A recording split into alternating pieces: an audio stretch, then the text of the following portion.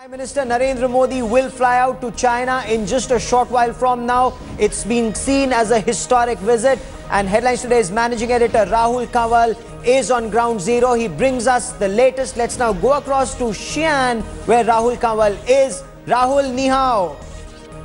Good evening and a warm welcome. You're watching yet another special edition of the newsroom being brought to you tonight from the land of the Terracotta Warriors. I'm Rahul Kanwal and I'm reporting this evening live from Xi'an. This is where Prime Minister Narendra Modi will land early tomorrow morning to kickstart his historic visit to China. And we kickstart our broadcast tonight by focusing on one of the most important elements of Modi's visit to China this week, the high-speed rail corridor that China wants to help India build. Now, of the $10 billion odd of investment that are likely to emerge at the end of this visit, high-speed rail corridors will be one of the most important elements.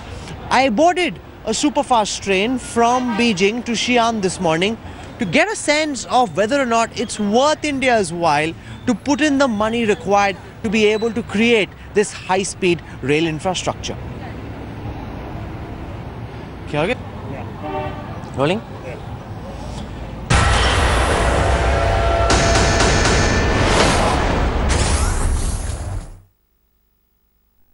This is the pride of China, its high-speed train network. And to get a sense of just how these fast trains move and whether or not it makes sense for India to be investing in purchasing these trains from China, we're traveling this morning from Beijing to Xi'an. This is a journey that earlier used to take more than a full day. Now it takes only 5 hours.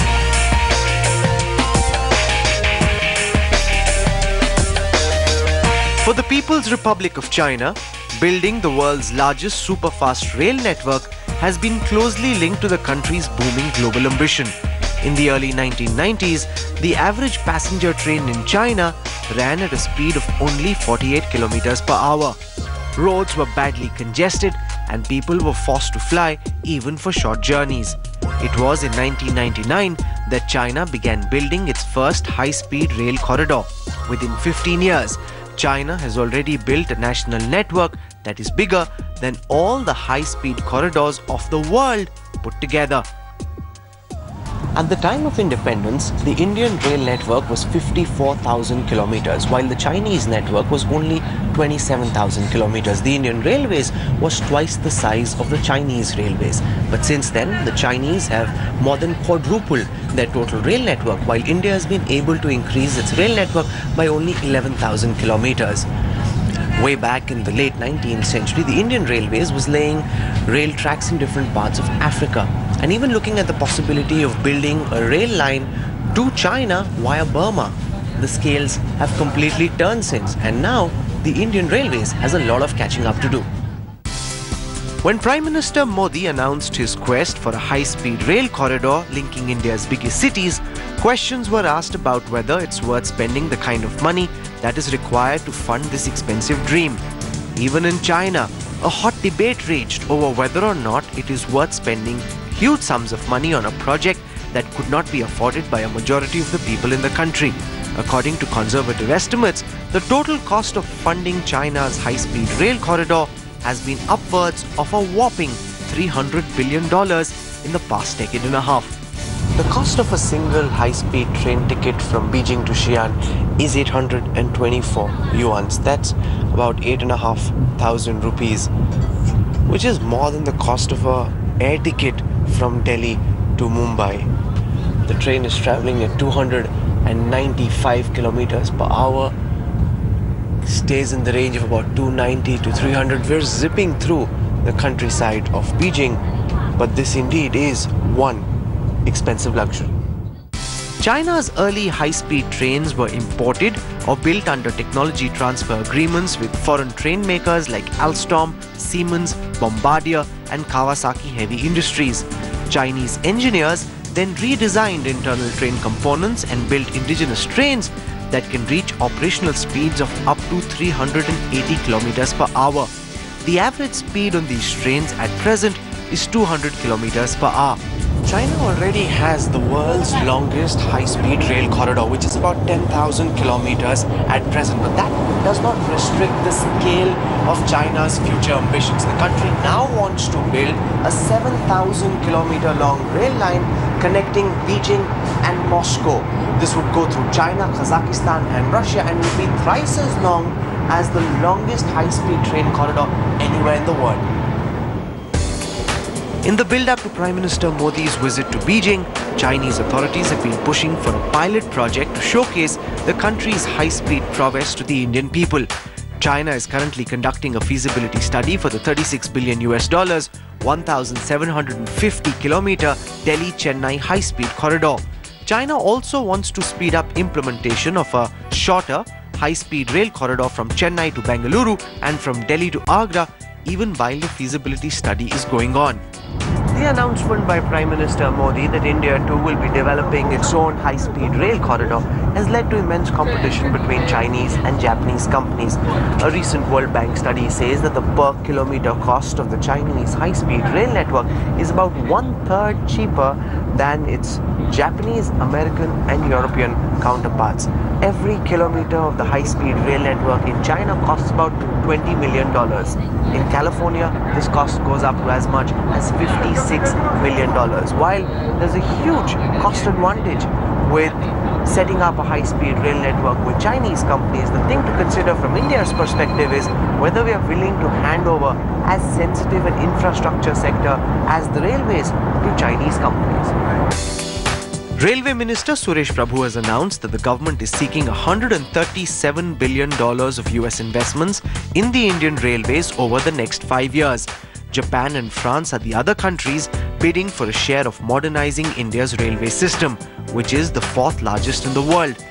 Ahead of Modi's visit, the Chinese ambassador to India announced that deals worth $10 billion are expected to be signed this week. A major part of this investment is likely to be in upgrading the Indian railways. 20 years ago, platforms across China were just as dirty and overcrowded as platforms in India today. These high-speed rail networks, people say, have made China a smaller country and brought people closer together. What the Chinese have shown is immense willpower and ambition to change the face of their railways. In India, what we've seen so far is talk. Let's see if some of that talk begins to translate into action. This has been one pleasurable journey from Beijing to Xi'an, and now we're set to track Prime Minister Modi. With camera person Kirpal Singh, this is Rahul Kanwal at the Xi'an railway station reporting for Headlines Today.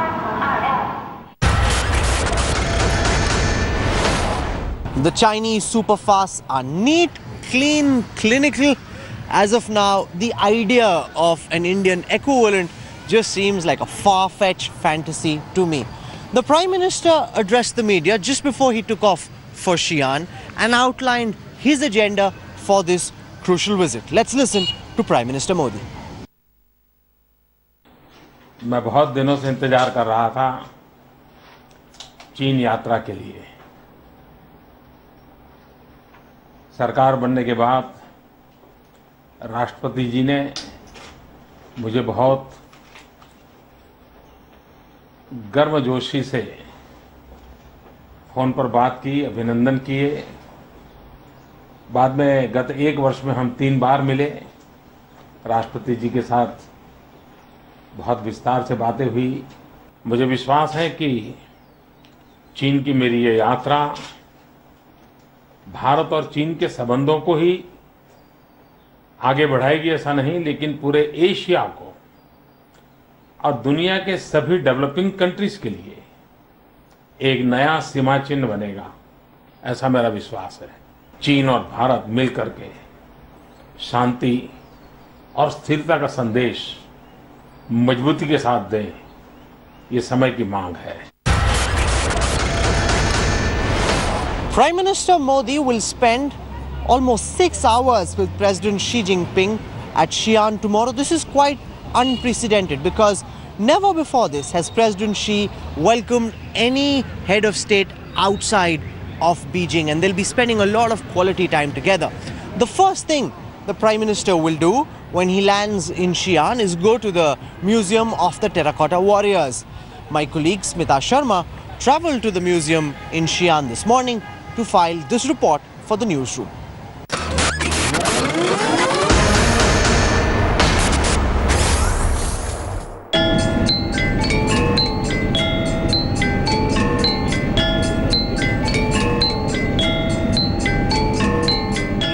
India, you're watching our special broadcast Namaste China from the country that the world watches very closely. And Chinese President Xi Jinping is literally rolling out the red carpet for Prime Minister Narendra Modi. This in reciprocity of the gestures extended to Mr. Jinping when he visited India last year, and Mr. Modi received him personally in his home state of Gujarat. We are en route, of course, the Terracotta Warriors, which will be the first stop of Mr. Narendra Modi in Xi'an.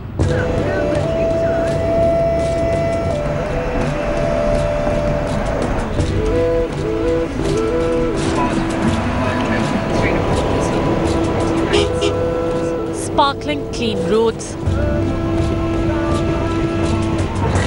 high rises, industrial parks. Welcome to Xi'an, the place that boasts of a rich historical legacy. It was Xi'an that emperors of 13 Chinese dynasties chose as their political, cultural and economic center. Each dynasty added their own touch to this ancient capital of imperial China. This is where, departing from protocol, the ultimate power authority of China will for the first time receive a foreign dignitary, the Prime Minister of India, Narendra Modi. No emperor ruled Xi'an after the Tang dynasty, and during the Ming dynasty, Xi'an was described as a good fortress system with a solid military defense. Today, Xi'an boasts of bustling industrialization, something that Mr. Narendra Modi also takes pride in about his home state of Gujarat. And when Mr. Modi comes to China, he will be first received here in Xi'an by Mr. Xi Jinping, the President of China himself, at this Terracotta Warriors Museum.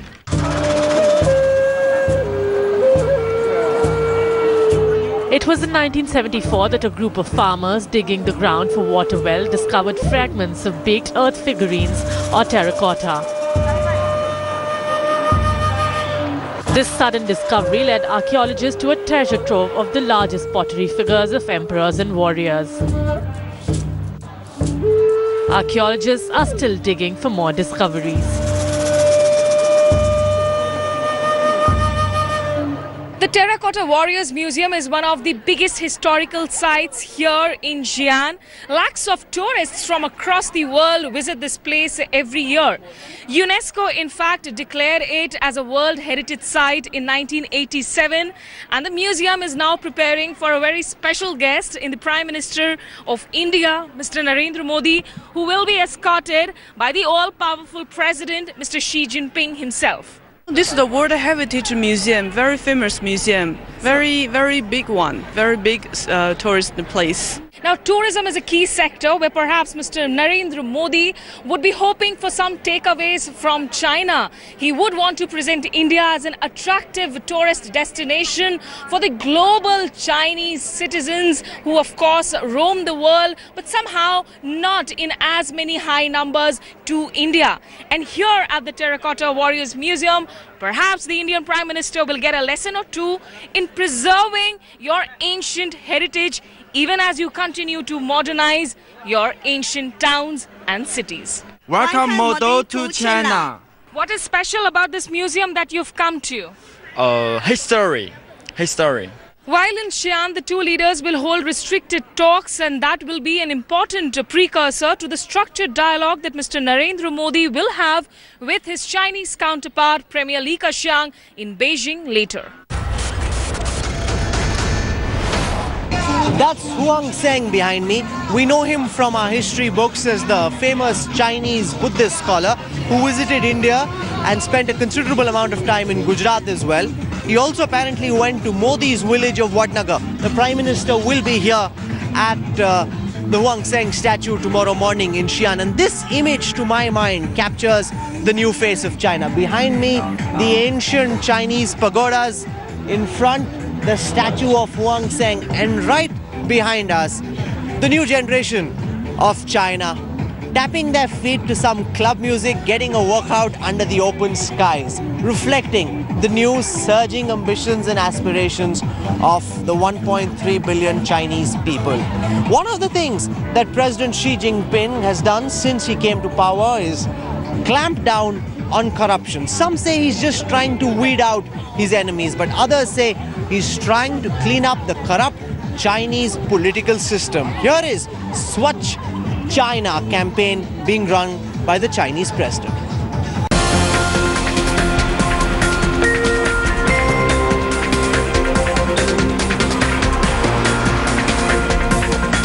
In its bid to become the Asian giant, China's biggest hurdle was something India is extremely familiar with: corruption. The rot was so deep-rooted that it threatened to stall China's aggressive economic plans. And the corruption in the bureaucracy is something that Prime Minister Modi and his government is battling too. China and India can find some cooperation. China and India can exchange experience of anti-corruption. So how did China crack down on corruption? Under Xi Jinping, China took some extreme steps. Xi Jinping vowed to crack down on high-level officials and petty civil servants alike. Thousands of corrupt officials had to lose their jobs. No one was spared. According to China's top court, 28 senior officials with a rank at the provincial or ministerial level or higher were investigated last year for corruption. Since Xi Jinping took leadership of the Chinese Communist Party in late 2012, 4,14,000 officials have been disciplined by the party for corruption and 2,01,600 prosecuted for infraction in court. In Shanxi, one of the most corrupt provinces, some 15,450 officials were convicted for corruption last year, an increase of 30% over 2013. China Communist Party is catching out anti-corruption movement. Many officials was down and because of their corruptions. Chinese party activity, I think, is of people's interest, state's interest. In business centers like Shanghai, the government came up with strict laws. Families of government servants were barred from entering private businesses. It was meant to allay deep public concern about official abuse of power. China's legal authorities have also provided a list of 150 corrupt officials believed to be hiding in the United States and vowed cooperation to help extradite them. The common man on the street in China is happy with the state's crackdown on corruption. And Li Li, Deputy Director, Center for South and Southeast Asian Studies, calls it a movement. In the recent past, our President Xi, the party actually, we have, start a kind of movement to, fight against the corruption. Bureaucrats' personal lives have also fallen under party scrutiny. Xi Jinping has repeatedly emphasized party regulations that require members to report any major life changes, including travel abroad, investments and big purchases. The government too launched an austerity drive that including restricting the official menu to a soup and 4 dishes to overall clipping luxuries. Some officials waste resources. Huge resources. These resources can be moved into the construction for their living standard, for improving the infrastructure. So we should push forward such actions. Prime Minister Narendra Modi has been promoting his Swachh Bharat campaign. Maybe he can now learn a lesson or two from China's Swachh corruption campaign. Anjana Kashyap in Beijing for Headlines Today.